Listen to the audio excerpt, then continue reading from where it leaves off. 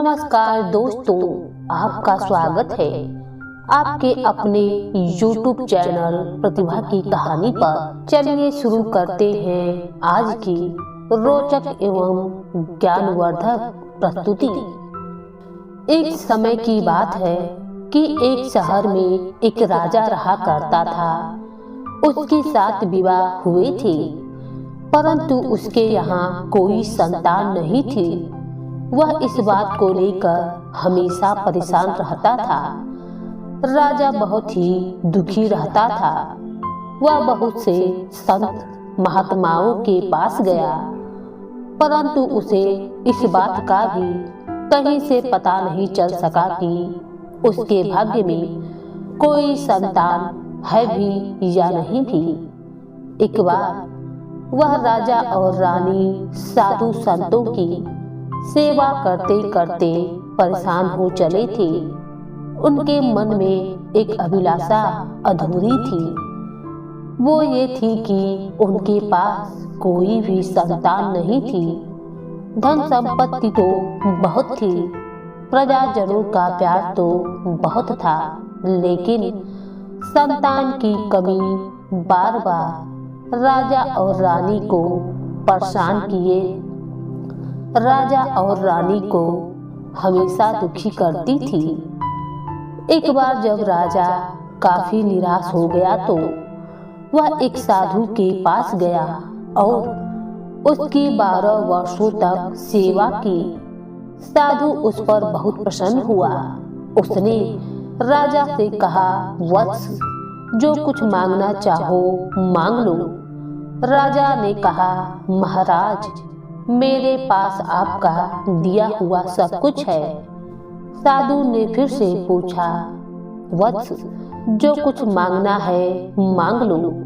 राजा ने फिर वही उत्तर दिया। साधु ने फिर से पूछा, वत्स, यह तीसरा वचन है, खाली न जाए। जो कुछ मांगना चाहिए मांग लो। राजा ने कहा, महात्मा जी, मुझे एक पुत्र दे दो। साधु ने कहा, वत्स, आज से 9 माह पश्चात तुम्हारे घर में एक पुत्र जन्म लेगा। साधु ने राजा को इतना इतला कर घर वापस भेज दिया। राजा अपने घर वापस आया। ठीक 9 महीने के बाद उसके घर एक पुत्र ने जन्म लिया। अब राजा की प्रसन्नता का कोई ठिकाना न रहा। उस साधु को श्रद्धांजलि देते हुए राजा ने उसका नाम साधु दयाल रखा। जब साधु दयाल बड़ा हुआ तो वह वजीर के लड़के के साथ खेलता था और उसी के साथ कहीं घूमा फिरा करता था। जब वह 16 वर्ष का हो गया तो उसकी मित्रता वजीर के लड़के के साथ और भी गहरी होती गई। वे दोनों हमेशा इकट्ठे ही रहते थे और खाते पीते थे। राजा ने उन्हें देखा तो सोचा, मेरा पुत्र वजीर के लड़के के साथ रहकर खराब हो जाएगा। मेरे पुत्र की सारी आदतें खराब हो जाएंगी। किसी न किसी तरह तो इनमें फूट डालनी चाहिए ताकि साधु दयाल वजीर के पुत्र से अलग हो जाए और इसका जीवन अच्छा हो। यही सोचकर राजा ने कुछ ठगनियों को अपने पास बुलाया और उनसे पूछा, तुम क्या कर सकती हो? उनमें से एक ने कहा, महाराज, मैं आसमान को फाड़ दूंगी। दूसरे ने कहा, मैं उस फटे हुए आसमान को टंका लगा दूंगी। राजा ने उन दोनों को अपने राजमहल में रख लिया और शेष को वापस भेज दिया। फिर राजा ने उन दोनों को कहा कि मेरा पुत्र साधु दयाल विवाह नहीं कर रहा है और वह हर समय वजीर के लड़के के साथ ही रहता है। उसे वजीर के लड़के से सदा के लिए अलग करना है। उन दोनों में से एक ठगनी ने कहा, मेरे लिए एक एक सूट और आभूषण बनवा दो। राजा के पास कोई कमी ना थी, उसको सूट और आभूषण बनवा कर दे दिए और कह दिया, वजीर का लड़का और साधु दयाल शिकार पर जाएंगे, तुम उनको काले बाग के पास ही मिल लेना। इतने में वह दोनों घोड़े पर सवार होकर शिकार के लिए चल पड़े। ठगनी ने खड़े होकर उन्हें रोकने का इशारा किया तो साधु दयाल ने वजीर के लड़के से कहा, वह देखो कितनी सुंदर औरत खड़ी है और हमें हाथों से इशारा कर रही है, तुम उसके पास जाओ और उसकी बातें सुनो। वजीर का लड़का उसकी तरफ चल दिया। वह बिना बोले हाथ मारकर होठ हिलाती रही और कुछ समय के पश्चात वह वापस चली गई और वजीर का लड़का साधु दयाल के पास आया और उसे बताया कि वह तो कुछ भी नहीं कह रही थी। ठीक दूसरे दिन फिर वैसा ही हुआ। जब वे दोनों शिकार खेलने के लिए गए तो वही औरत जो एक दिन पहले उनके आगे खड़ी थी फिर से वहीं आकर खड़ी हो गई और उसने फिर से अपने बाजुओं को ऊपर उठाया और इशारे करके अपने पास बुलाने लगी। राजा के लड़के ने वजीर के लड़के से कहा, तुम ही जाकर पता लगाओ कि वह लड़की क्या कह रही है। वजीर के लड़के ने कहा, तुम ही जाओ। राजा के लड़के ने कहा, मैं एक राजकुमार हूँ, मैं तुम्हें किस लिए अपने साथ रखता हूँ। अब वजीर का लड़का उस औरत के पास चला गया और पूछने लगा, हे देवी, आप क्या कह रही थी। वह औरत मुंह हिलाती रही और हाथ को हिलाती रही, लेकिन अंदर कंठ से आवाज नहीं आई। वजीर का लड़का निराश होकर वापस लौट आया और राजकुमार से कहने लगा, राजकुमार जी, वह लड़की कुछ भी नहीं कह रही है। लेकिन साधु दयाल को तो उस पर शंका हो गई थी, क्योंकि उस लड़की के होंठ हिलते हुए राजकुमार ने देखा था। अब राजकुमार को यह एहसास हुआ कि वजीर का लड़का उन्हें धोखा दे रहा है। यही सोचकर साधु दयाल क्रोधित होकर अपने महल में वापस लौट आया। महल में आकर उसने अपने पिताजी से कहा, पिताजी, इस नीच लड़के को मेरी आंखों से दूर कर दो। इसे काटकर इसके रक्त का एक गिलास भरकर मैं पीना चाहता हूँ। यह सुनकर राजा ने कहा, क्या बात हो गई पुत्र। राजकुमार ने कहा, पिताजी, कोई बात नहीं है, आप बस इसे जल्दी ही मरवा दो। अब राजा ने वजीर के लड़के से कहा, तुम किसी और शहर में जाकर रह सकते हो और दुकान खोल लो, मैं तुम्हें 50,000 रुपए मासिक दे दूंगा। वजीर का लड़का मान गया और दुकान करके वह प्रसन्नता पूर्वक अपना जीवन यापन करने लगा। अब साधु दयाल ने सोचा, मैं अब किसे अपना मित्र बनाऊं। फिर उसने एक सुनार के लड़के को अपना मित्र बना लिया और उसे एक घोड़ा भी दे दिया। एक बार वे दोनों शिकार खेलने के लिए फिर गए तो उन्हें एक काला हिरण दिखाई दिया। उन्होंने अपने घोड़े पीछे लगा दिए। हिरण बहुत दूर निकल गया। साधु दयाल को प्यास लगी।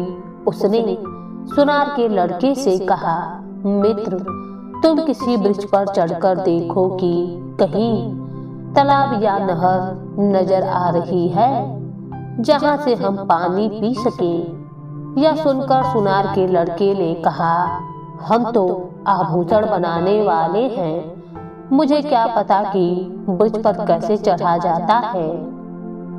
राजकुमार ने सोचा, यदि इसके स्थान पर वजीर का लड़का होता तो वह अवश्य ही पानी ला देता। अब राजकुमार स्वयं ही उस ब्रिज पर चढ़ गया। कुछ दूरी पर पानी भाप बनकर उड़ रहा था। वह वहीं गया और दोनों ने पानी पीकर अपनी प्यास बुझाई। कुछ समय पश्चात उन्होंने देखा कि एक किश्ती आ रही है और उसमें सूर्य के समान चमक झलक रही है। उन्होंने घोड़े बांधे और खड़े होकर उस तरफ देखने लगे। इतने में किश्ती निकट आई।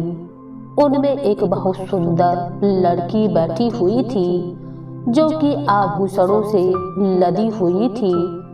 उसके शरीर और चेहरे से जैसे बिजली चमक रही थी। साधु दयाल ने उससे पूछा, तुम्हारा नाम क्या है?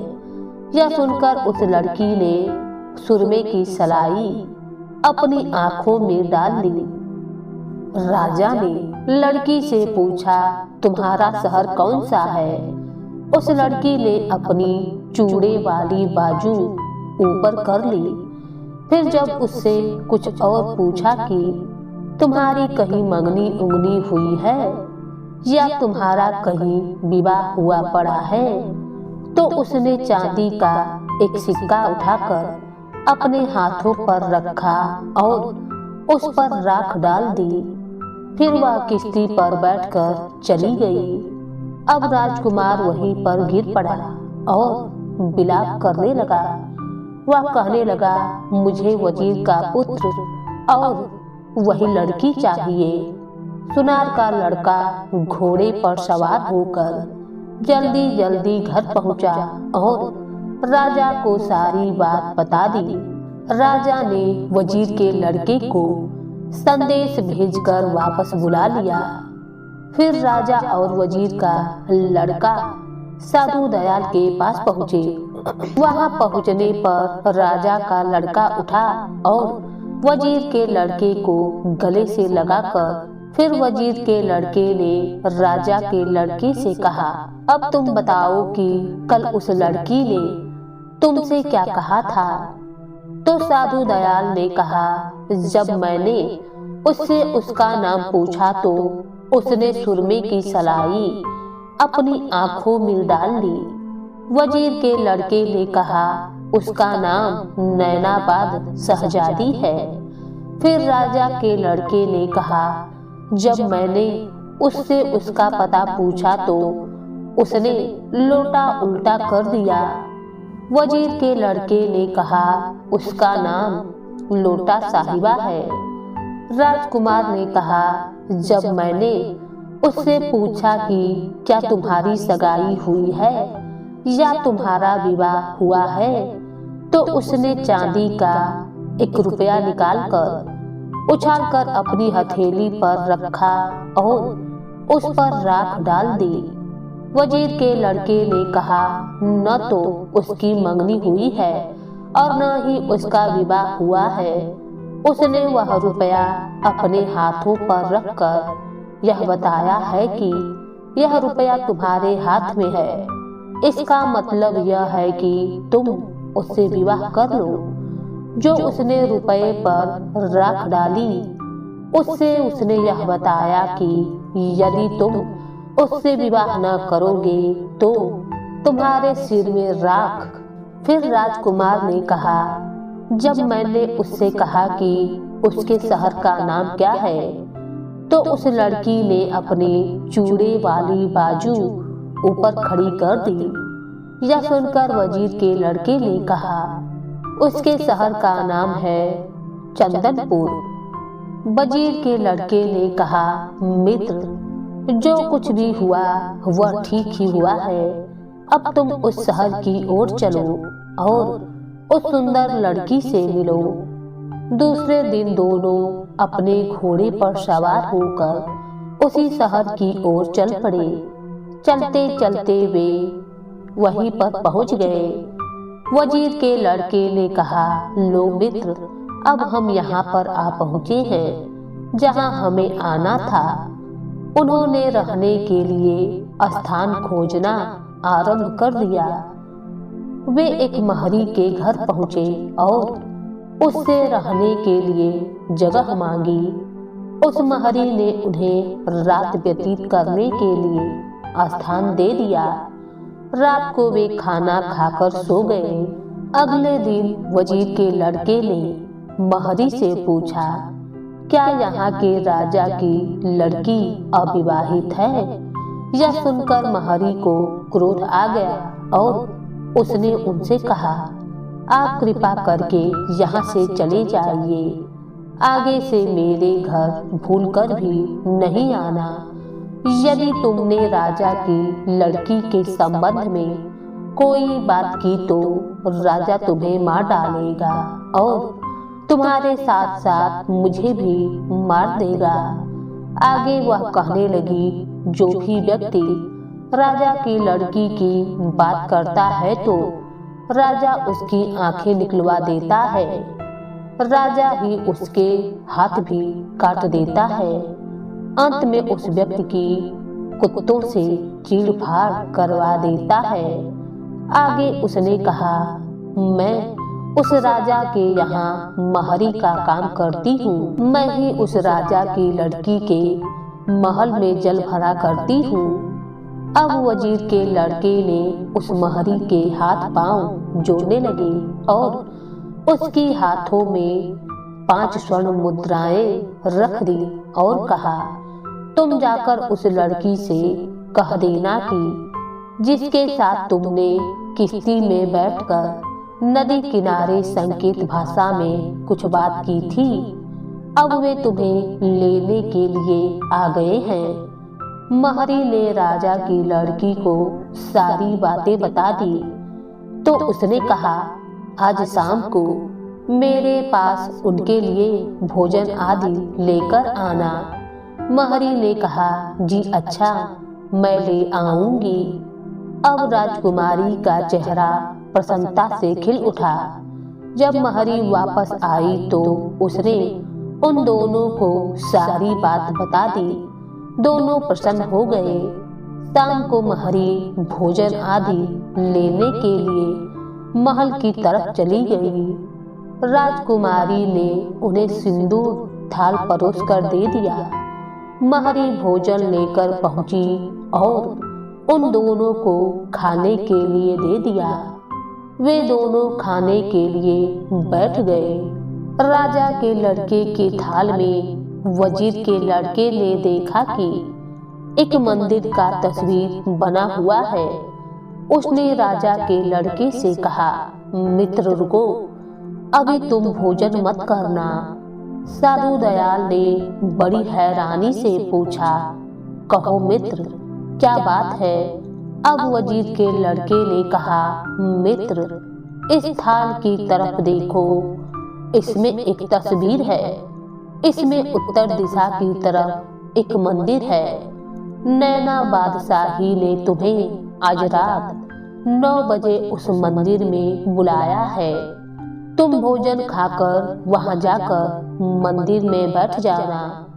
राजा की लड़की रात के समय वहां आएगी, तुम उसको बुला लेना। राजा का लड़का मंदिर में चला गया। जब रात को 9 बजे राजकुमारी आई तो राजकुमार साधु दयाल ने उसे अंदर बुलाया नहीं। फिर वह काफी देर तक इंतजार करने के बाद वहां से चली गई। फिर वह भी वापस चला गया और उसने वजीर के लड़के को सारी बात बता दी और पूछा, मित्र, अब क्या हुआ? वह तो 5 मिनट 7 मिनट रुककर चली गई। वजीर के लड़के ने उसे रौब से कहा, कल तुम फिर उसी मंदिर पर जाना और अब उसे अवश्य ही बुला लेना। राजकुमार ने कहा, मित्र, मैं अवश्य ही उसे बुला लूंगा। अगले दिन रात के समय साधु दयाल फिर से उसी मंदिर में जाकर बैठ गया। राजकुमारी वहां आई तो उसने उसे बुलाकर उसके साथ बहुत सारी बातें की। बाहर पहरेदार खड़े थे। उन्होंने राजकुमारी को मंदिर में बातें करते हुए सुन लिया। अब उन्होंने शीघ्रता से मंदिर को बंद कर दिया और राजा को जाकर संदेश भेज दिया। महाराज, राजकुमारी मंदिर में किसी अजनबी के साथ बातें करते हुए पकड़ी गई हैं। हमने उन दोनों को मंदिर में कैद कर लिया है। आप आकर उन्हें देख सकते हैं। राजकुमारी को इस बात का आभास हो गया था कि वह बहुत मुश्किल में फंस गई है। उसने राजकुमार से कहा, तुम ही इस मुश्किल का कोई हल निकालो, नहीं तो मेरे पिताजी हम दोनों को कुत्तों से चीड़-फाड़ करवा देंगे। राजकुमार ने उत्तर दिया, हे राजकुमारी, मैंने कभी भी किसी मुश्किल का सामना नहीं किया है। वह तो वजीर का लड़का है जो महरी के घर रह रहा है। मैं ऐसा करता हूँ कि किसी व्यक्ति को स्वर्ण की 5 मुद्राएं देकर संदेश भिजवा देता हूँ।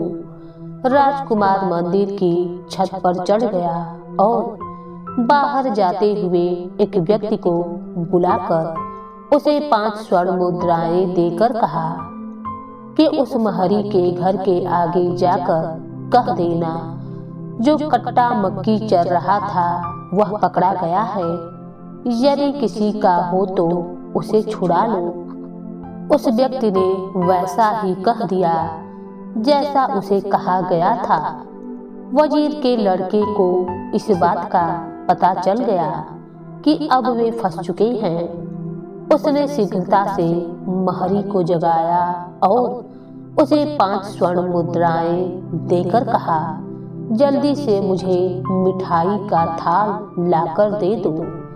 महरी ने उसे हलवाई से मिठाई लाकर दे दी। वजीर के लड़के ने कहा, मुझे अपने वस्त्र दे दो। महरी ने अपने पुराने वस्त्र भी दे दिए। अब वजीर का लड़का मिठाई की थाल लिए हुए औरतों वाली पोशाक पहनकर मंदिर में चल पड़ा।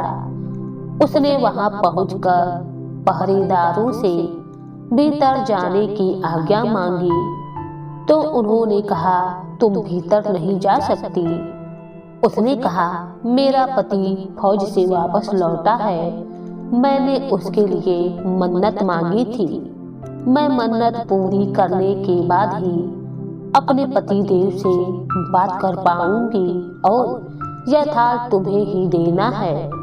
मैंने सिर्फ थोड़ा सा प्रसाद ही साथ लेकर जाना है जो अपने पतिदेव को खिलाना है। यह सुनकर पहरेदार कुछ ठंडे पड़ गए और उन्होंने उसे भीतर जाने की आज्ञा दे दी। भीतर जाकर वजीर के लड़के ने राजकुमारी से कहा, तुम मेरे वस्त्र पहनकर यह थाल उठाकर चली जाओ। यह थाल पहरेदारों को दे देना। राजकुमारी ने इसी प्रकार किया और वह वहां से निकल गई। राजा दिन निकलने पर मंदिर आया तो मंदिर का दरवाजा खोलकर देखा गया। मंदिर के भीतर तो 2 पुरुष थे। यह देखकर राजा बहुत हैरान हुआ। राजा ने उनसे पूछा, तुम यहाँ कैसे आए? उन दोनों ने कहा, महाराज, हम मुसाफिर हैं और रात व्यतीत करने के लिए यहाँ पर रुक गए थे। हम आपस में अपने दुख सुख की बातें कर रहे थे तो इन पहरेदारों ने हमें यहाँ पर बंद कर दिया। हमने बड़ी मुश्किल से रात व्यतीत की है। राजा को उनकी बात सही लगी और उसने पहरेदारों को फांसी देने का आदेश जारी कर दिया। पहरेदारों ने कहा, महाराज, आप अपनी पुत्री का हाथ एक बार उबलते हुए तेल की कड़ाह में डलवा कर देख लो। राजा ने यह बात भी मान ली। राजा ने तेल की कड़ाह रखवा दी। उधर वजीर के लड़के ने राजकुमार से कहा, मित्र, आप एक भिखारी का रूप धारण कर लो। अब राजकुमारी कड़हा के पास आए तो तुम एक चीलम हाथ में लेकर आग लेने के बहाने शोर मचाते हुए, धक्के खाते हुए, गिरते पड़ते हुए राजकुमारी से टकरा जाना। राजकुमार ने ऐसा ही किया। जब राजकुमारी कड़ाही के पास गई तो राजकुमार साधु दयाल आग लेने के बहाने से भिखारी के रूप में उस लड़की से टकरा गया। अब राजकुमारी को पता लग गया कि यह वही राजकुमार है।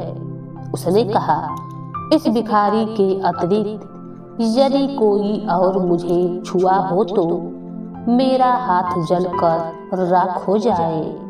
इतनी बात कहकर उसने कड़ाह में छलांग लगा दी तो कड़ाही एकदम ठंडी हो गई और राजकुमारी बाहर निकल आई।